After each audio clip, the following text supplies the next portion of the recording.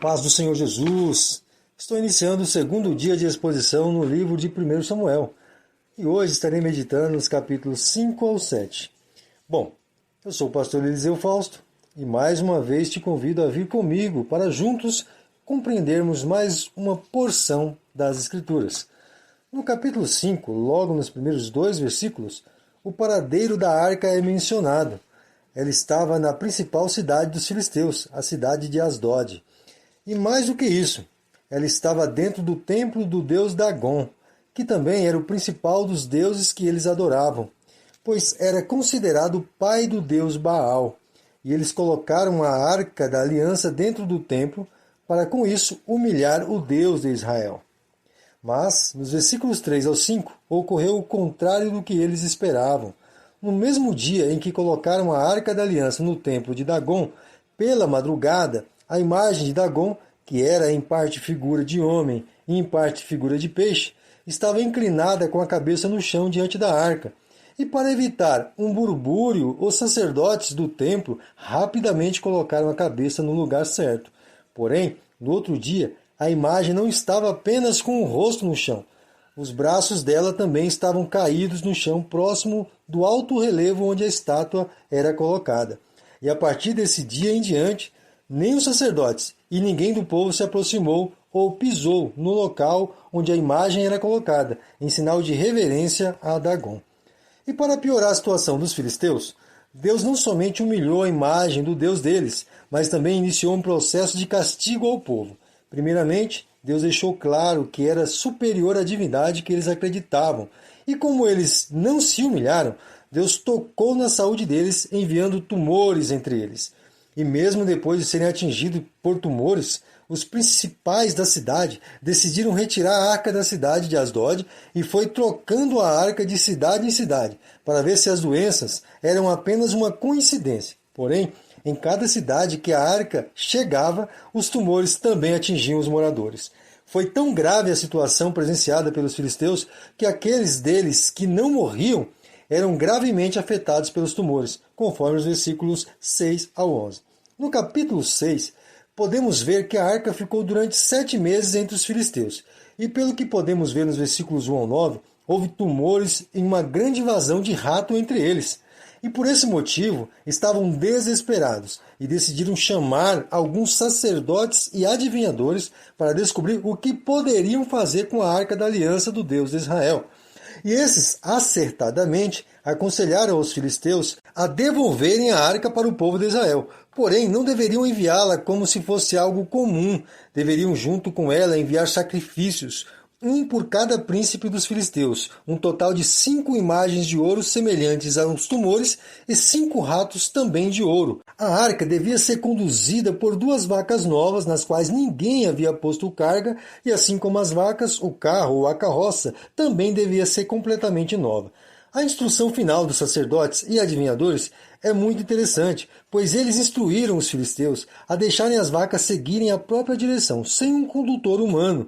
E essa instrução era para que toda a dúvida que tinham sobre se os tumores e os ratos que estavam entre eles eram de fato a mão do Deus de Israel ou era um simples acaso. E para descobrir se era Deus ou o acaso, a arca deveria seguir rumo às cidades de Israel. Caso seguisse direção oposta, eles estariam diante de um acaso. Isso você pode ver nos versículos de 1 ao 9. Mas o que vemos nos versículos 10 ao 18 é que a arca conduzida pelas vacas seguiram rumo a uma cidade de Israel chamada Bet-Semes, onde habitava alguns levitas, que ao receberem a arca da aliança, logo a retiraram da carroça, sacrificaram as vacas sobre o fogo aceso pelas madeiras da carroça e, tendo retirado as ofertas de ouro, as depositaram numa caixa lacrada e junto com a arca deixaram todos esses itens sobre uma grande pedra que serviu como um altar, um lugar elevado, para que fosse facilmente vista e todos compreendessem que a presença de Deus tinha retornado ao seu lugar.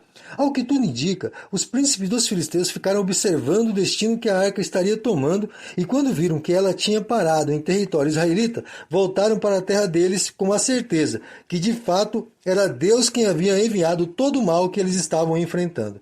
Mas os levitas não tinham permissão para tocar e muito menos para olhar dentro da Arca da Aliança. Mas os levitas da cidade de Bet-Semes desobedeceram à lei de Deus e foram no exato momento mortos, um total de 70 deles. E isso causou um grande lamento entre os das cidades de Bet-Semes, que convocaram os habitantes de Kiriat-Jearim para que deixassem a arca na cidade deles, conforme os últimos versículos do capítulo. No capítulo 7, logo no início, nos primeiros 2 versículos, podemos ler que os habitantes de Kiriat-Jearim atenderam o pedido dos Bet-Semitas e foram buscar a arca e levaram para a cidade deles. E segundo o texto, a arca permaneceu em Kiriat-Jearim por 20 anos. E como a cidade de Siló havia sido destruída pelos filisteus depois da derrota da batalha ocorrida no templo do sacerdote Eli, os israelitas viviam em prantos por não terem um local específico para a Arca da Aliança. Depois de 4 capítulos, sem ao menos lermos algo sobre Samuel, aqui no capítulo 7 ele retorna à cena e já tem um retorno bem ativo e de um modo diferenciado dos primeiros 3 capítulos do livro. Lá, ele era apenas um aprendiz do sacerdote Eli. Aqui, ele age de acordo com um juiz que propõe diante de todo o povo um retorno a Deus, à semelhança dos juízes que lemos no livro dos Juízes. Ele ordena que o povo abandone os ídolos e retornem para Deus, a fim de serem livres das mãos dos filisteus, conforme os versículos 3 e 4. E para concretizar o acordo de que o povo realmente estava disposto a retornar ao Senhor, nos versículos 5 ao 12, ele convoca todos para comparecerem na região chamada Mispá. E lá, todo o povo, tendo deixado seus ídolos, se reuniram com Samuel, que diante de todo o povo ofereceu um cordeiro novo em sacrifício de holocausto. Porém, quando os filisteus souberam que Israel estava em Mispá, decidiram guerrear contra o povo de Israel. E quando chegaram em Mispá, Samuel estava oferecendo sacrifício ao Senhor, que já havia respondido a Samuel que estava com eles ali. Mas, quando o povo de Israel ficou sabendo da presença dos filisteus ali, pediram para Samuel orar por eles, enquanto eles lutavam contra os inimigos filisteus. E, milagrosamente, durante o confronto, Deus trovejou sobre a batalha, deixando os filisteus perplexos, e Israel venceu a batalha, num resultado de vitória que ocorreu devido à parceria da oração e da ação. Foi nesse importante evento de vitória do povo de Israel contra os filisteus que Samuel ergueu uma pedra como um memorial da ajuda do Senhor para que a batalha fosse vencida. E esse nome se tornou até nome de igreja atualmente, Ebenezer, que significa pedra de ajuda. E Samuel pôs esse nome devido ter recebido a ajuda de Deus naquele importante momento do retorno do povo ao Senhor.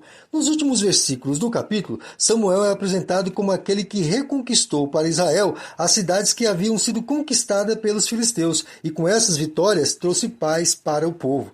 E de um modo bem diferenciado, Samuel não foi somente um juiz, mas como um juiz sacerdotal, pois visitava anualmente cidades que foram em algum momento da história de Israel cidades de grandes concertos e retorno ao Senhor. Observe que ele é descrito como aquele que percorria Betel, Gilgal e Mispá, e isso de ano em ano por toda a sua vida. Betel foi o local onde Jacó fez um concerto com Deus no tempo dos patriarcas. Gilgal foi onde o povo de Israel fez uma aliança com Deus no tempo de Josué. E Mispá foi onde o povo fez uma nova aliança com Deus no tempo de Samuel, como vimos aqui nos versículos anteriores. E mais, Samuel também ergueu um altar para adorar o Senhor no local onde morava, em Ramá, que, como você se lembra, era a cidade onde sua mãe e seu pai moravam. Ou seja, depois que a cidade de Siló foi destruída pelos filisteus, Samuel foi reinserido em seu lar materno e de lá julgou a Israel e manteve uma vida de serviço a Deus como um representante espiritual, pois lá ergueu um altar para o adorar, e também um representante civil,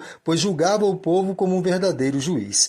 Aqui finalizo mais um dia de meditação no livro de 1 Samuel, não podendo deixar de mencionar o como nosso Deus é fiel e justo para reivindicar sua glória e sua santidade. Como bem escreveu o apóstolo Paulo, Deus não se deixa escarnecer.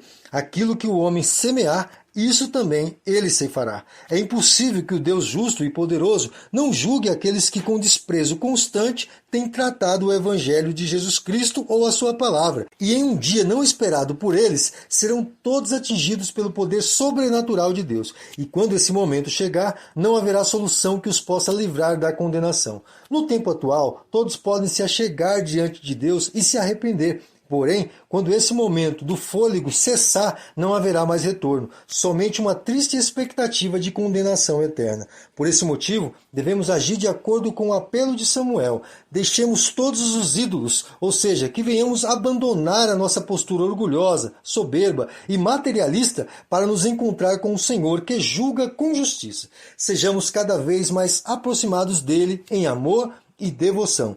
A ele seja glória hoje e para sempre. Amém. Até amanhã, querendo Deus.